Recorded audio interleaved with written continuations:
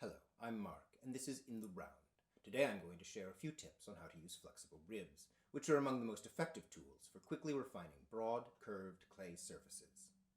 First, and most importantly, always make sure to bend the rib. They are, after all, flexible for a reason. This curve will strengthen the rib, making it both easier to control and more effective at moving the clay. If you hold the rib flat, as many beginners do, it will be too floppy to use and may actually slip out of your hand and hurt you, particularly if it's a serrated metal rib. The curve of the rib should, as much as possible, conform to the curve you're trying to describe. Second, make sure to crosshatch over the surface you're shaping. If you work in one direction only, the rib will tend to follow the pre-existing contour of the surface, reinforcing the ridges and depressions that are already there. If you work across the surface in many different directions, however, you can quickly smooth out any unevenness.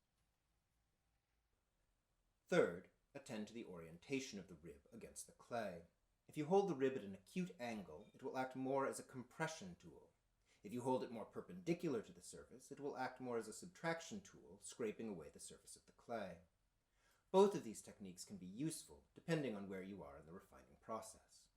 One particularly effective technique is to first scrape away excess clay by holding the rib at a high angle, then spread that removal back on by holding it at a low angle. This will allow you to quickly remove high spots and fill in low spots, evening out the entire surface. To further refine the surface, you can next move on to loop tools, abrasives, and brushes.